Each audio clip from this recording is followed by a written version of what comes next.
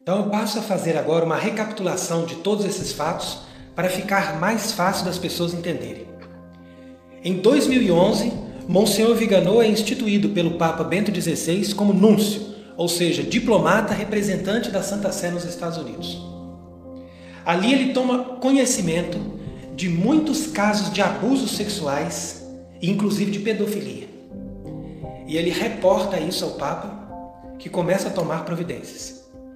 Entretanto, em 2013, ele transmite ao Papa Francisco essas mesmas informações, inclusive denunciando o cardeal McCarrick, que era o arcebispo de Washington, e Francisco não faz nada para punir.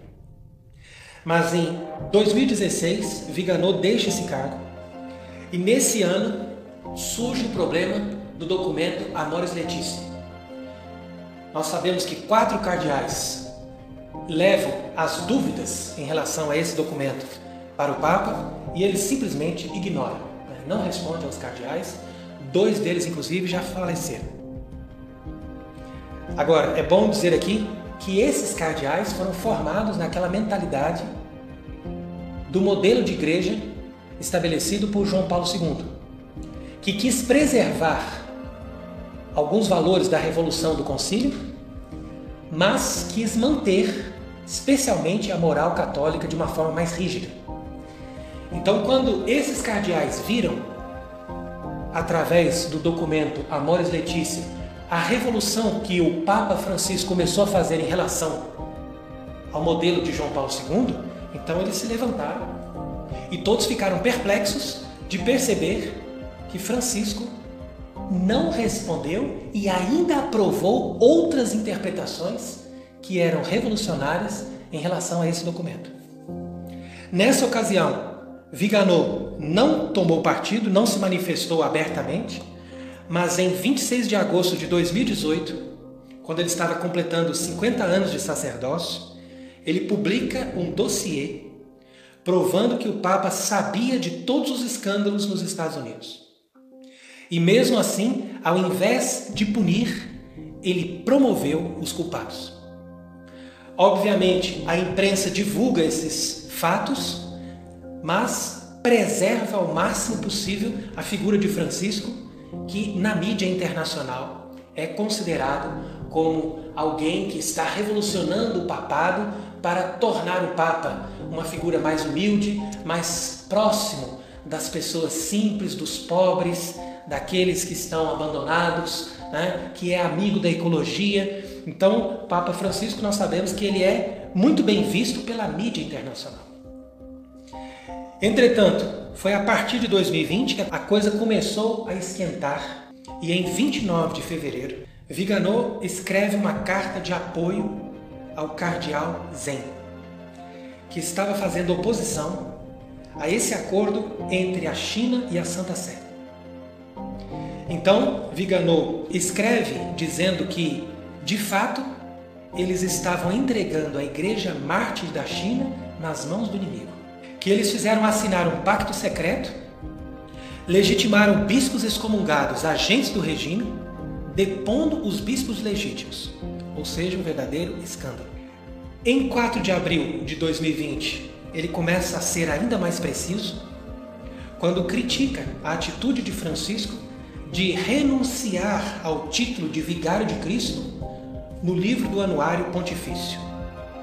E ele diz que isso parece uma atitude de humildade, mas dá uma ideia de usurpação. Porque ao invés de vermos o servo dos servos de Deus, aquele que usa o título de Vigário de Cristo, ou seja, de representante de Cristo e sucessor do príncipe dos apóstolos, nós vemos simplesmente o título na pessoa de Jorge Bergoglio, ou seja, uma identificação puramente humana, deixando todos esses sinais como símbolos do passado e adotando uma postura simplesmente baseada no seu próprio eu. Entretanto, em 9 de abril de 2020, Monsenhor Viganò pede a todos os católicos do mundo inteiro que rezem o exorcismo de Leão XIII. Então, com certeza, isso foi algo que produziu uma grande repercussão, porque esse exorcismo tem palavras muito fortes, muito proféticas, e a partir desse fato, ele vai se tornar muito mais preciso nas suas denúncias e mais teológico nos seus conceitos, ultrapassando os erros e abusos de Francisco e encontrando na própria estrutura intocável do Vaticano II a causa de todos os graves problemas que nós estamos vendo hoje. Então, em 21 de abril de 2020, ele concede uma entrevista ao site português Dies Irae e diz que uma igreja que se destaca como nova em relação à Igreja de Cristo simplesmente não é a Igreja de Cristo. E ali ele faz também essa explicação, dizendo que a religião mosaica, que era a igreja no Antigo Testamento, ela foi desejada por Deus para conduzir o seu povo até a vinda do Messias. E teve o seu cumprimento na nova aliança, sendo definitivamente revogada no Calvário, pelo sacrifício de Cristo, que do seu lado aberto fez nascer a igreja da nova e eterna aliança, que substituiu a sinagoga. Entretanto, a igreja pós-conciliar, modernista e maçônica, ambiciona transformar e superar a igreja de Cristo, substituindo-a por uma nova igreja, uma criatura deformada e monstruosa que não vem das mãos de Deus. O objetivo dessa nova igreja não era levar o povo eleito a reconhecer o Messias, como foi para a sinagoga, e nem converter e salvar os povos antes da segunda vinda de Cristo, como foi o caso da Igreja Católica até hoje, mas constituir-se como um braço espiritual da nova ordem, que é defensora da religião mundial.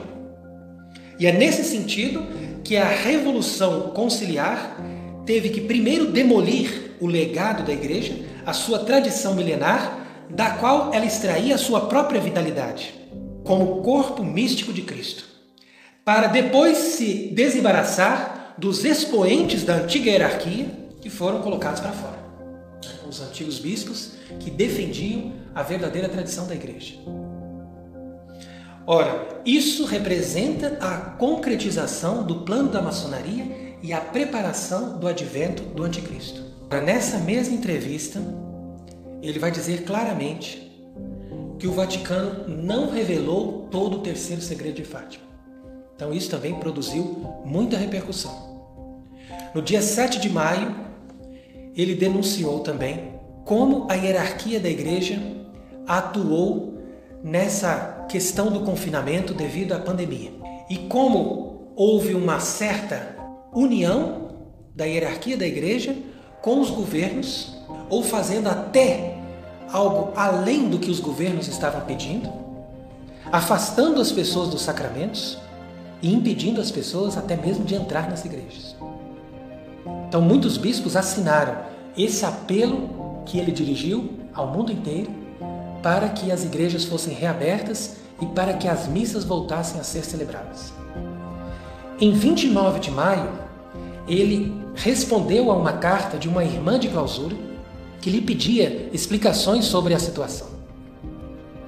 E ele dizia a essa irmã que temos que ter um olhar sobrenatural, confortado pela Santa Escritura e também mensagens de Nossa Senhora para compreender o que estamos vivendo nesse momento e ver claramente a dimensão real do choque épico entre o bem e o mal, entre os filhos da luz e os filhos das trevas.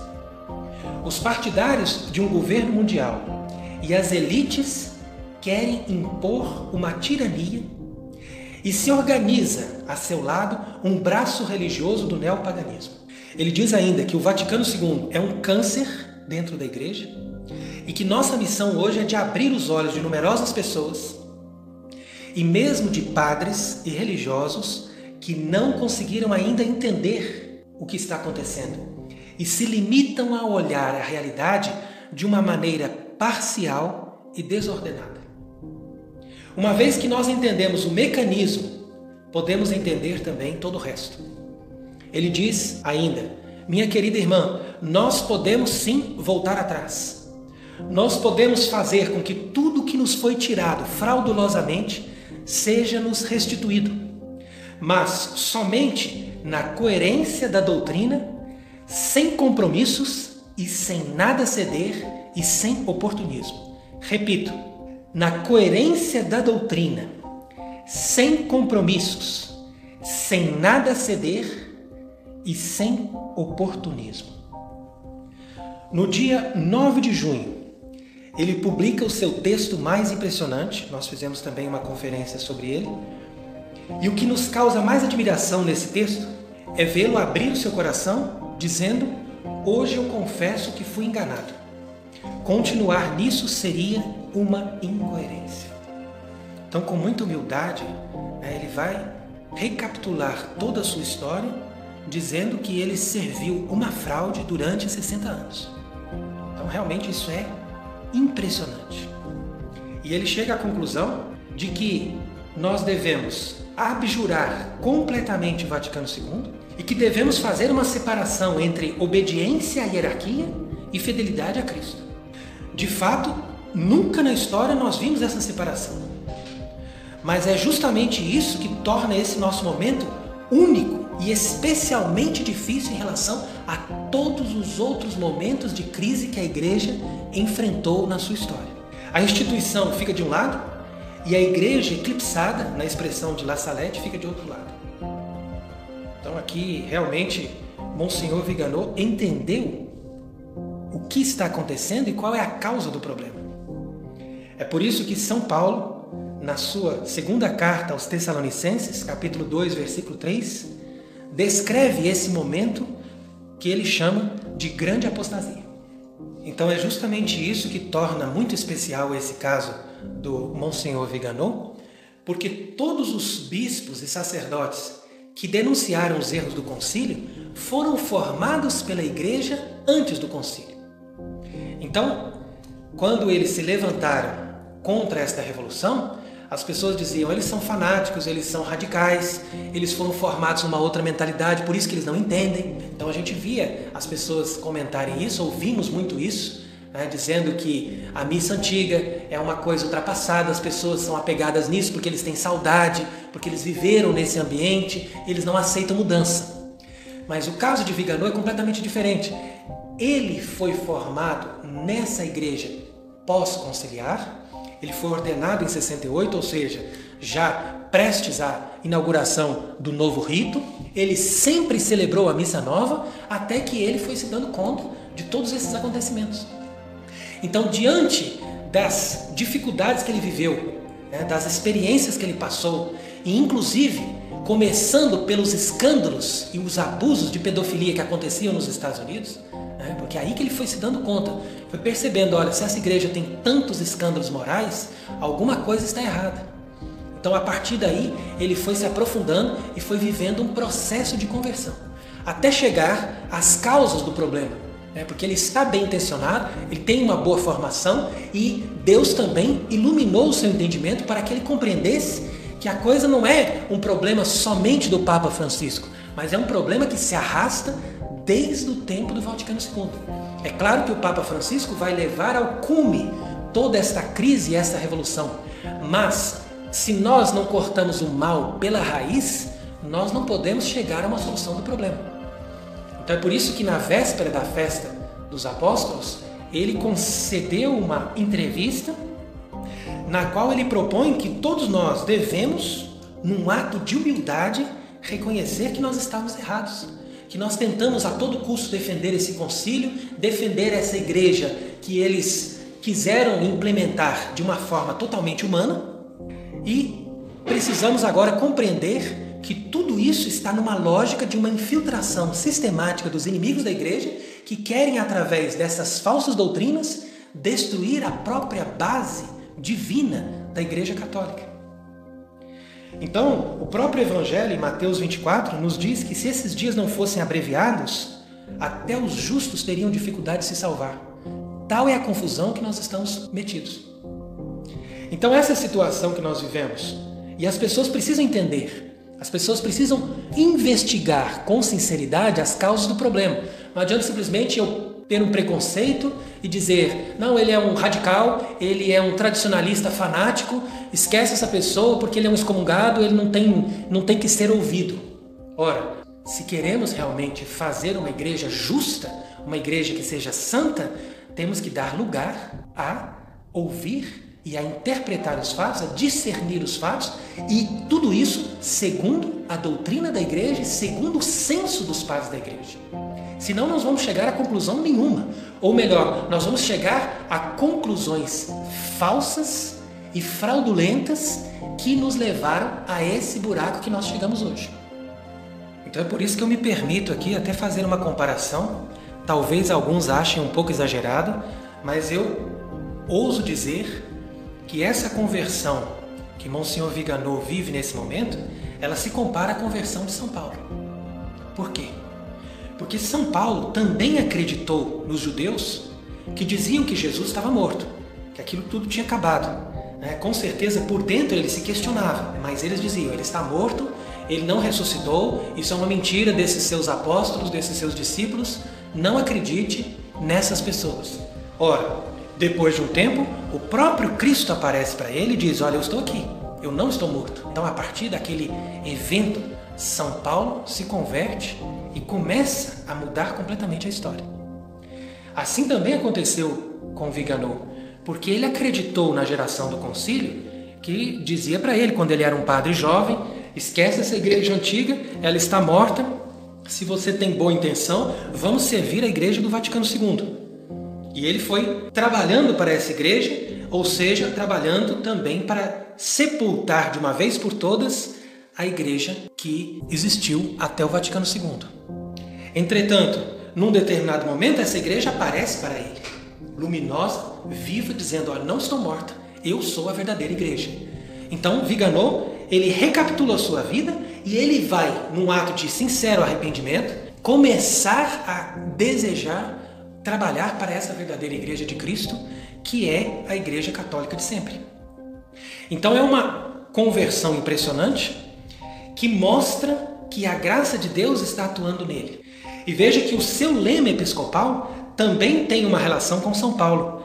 Quando nós vemos ali o escrito da segunda carta a Timóteo, no capítulo 1, versículo 12, que diz, Scio cui credidi, quer dizer, eu sei em quem acreditei, em quem eu depositei a minha confiança, a minha fé.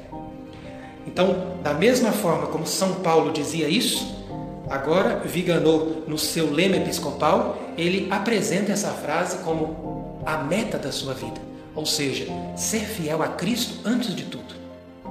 Então, hoje nós quisemos aqui deixar esta manifestação do nosso apoio, porque Monsenhor Viganò tem sido muito criticado. Inclusive, Sandro Magister escreveu um artigo dizendo que ele estaria à beira de um cisma. Mas aí eu pergunto, onde está o cisma? Por acaso não é a igreja do Vaticano II, que se diz uma igreja nova, diferente daquela que Cristo fundou e a tradição conservou? Então nós já estamos no cisma. Agora ainda é tempo de voltarmos para a verdade. E é isso que ele está nos propondo. É interessante que todos põem uma autoridade enorme no Vaticano II, como se não houvesse todos os outros concílios, todos os outros documentos do magistério e até mesmo as escrituras são esquecidas em nome do concílio. É como se a igreja fosse o concílio e ponto final. E isso torna ainda mais suspeita a atitude daqueles que o defendem com unhas e dentes. Querem defender o concílio como uma pessoa pode defender a sua própria religião. E as pessoas confundem as coisas e querem se identificar com uma instituição, ao invés de se deixarem converter por Deus. Se nós formos parar para pensar, cada pessoa é convidada a renunciar à sua própria religião e a renunciar até a si mesma e a tudo que tem. Senão, ela não poderá entrar no reino dos céus. Imagine quantos renunciaram aos erros do paganismo ou até às coisas bonitas do judaísmo ou do islã para se deixarem converter pela verdade da fé católica. Outros dizem que Monsenhor Viganò está colocando em questão até mesmo o Papa Bento XVI. Mas ele não está colocando nada no plano subjetivo. Ninguém está julgando o outro, ao contrário. Ele está sendo o primeiro a dizer: eu estava enganado. Então muitos com boa intenção e com coração puro também foram enganados. O que custa nós termos a simplicidade e a humildade de reconhecer isso? Veja que nesta última carta que ele escreveu a Monsenhor Negri, arcebispo emérito de Ferrara, ele faz uma recapitulação de todo esse problema e nos convida a ter um olhar sobrenatural, que leva-nos de volta às coisas básicas da vida e à simplicidade de reconhecer o bem e a ter horror do mal. E ele completa: há quem veja nisto uma banalidade, como se a clareza do Evangelho fosse incapaz de nos dar respostas abrangentes a essa humanidade complexa e articulada do mundo de hoje. E ele continua: quantas palavras fúteis nos foram ditas, quantos paliativos inúteis nos foram dados, pensando que a palavra eterna do Pai fosse inadequada, que era necessário atualizá-la para torná-la mais sedutora para os ouvidos surdos do mundo. Então, realmente, muito bem colocado. Se os ouvidos estão surdos, eles já estão fechados para Deus, o que adianta nós queremos adaptar a palavra de Deus? E continua: e se até agora nos deixamos confundir pelo rugido do século, que é o espírito do Vaticano II, agora podemos abandonar-nos com confiança filial e deixar-nos guiar, porque reconhecemos a voz do Divino Pastor e podemos segui-lo para onde Ele quer nos conduzir, tornando-nos instrumentos dóceis da sua graça e redescobrindo a simplicidade divina da fé que Ele nos ordenou de pregar a todos os povos. Então, usando essas palavras de Monsenhor Viganò nessa última carta que ele escreveu nesse 17 de junho, eu exorto a cada um de ter essa simplicidade da fé.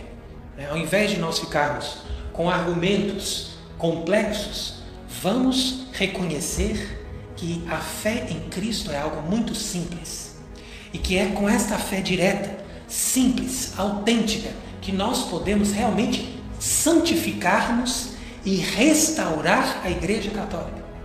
É só a essa finalidade que Monsenhor Viganò está se manifestando. Ele não quer fazer uma igreja para si mesmo, mas ele quer nos ajudar a entrarmos em sintonia com a vontade de Deus, como ele mesmo tem procurado fazer. De fato, eu não diria que Viganò ainda será o Papa que vai restaurar a igreja depois do castigo, mas eu acredito que esse futuro Papa está hoje de acordo com aquilo que está pregando Monsenhor Viganò. E ele vai agir com esse mesmo espírito. Não é à toa que a Escritura diz: Deus purificará os filhos de Levi e eles oferecerão para o Senhor os sacrifícios na justiça e na santidade. E a oblação de Judá e de Jerusalém será agradável ao Senhor, como nos dias antigos, como nos tempos de outrora. Tenhamos, portanto, a nossa confiança total em Deus, porque os nossos tempos são maus e confusos. Rezemos por Monsenhor Viganò, rezemos por todos aqueles que defendem a verdadeira fé católica e sejamos firmes no combate desta fé até o fim, porque é Cristo mesmo que nos dará a recompensa. Que Ele seja bendito para sempre. Amém.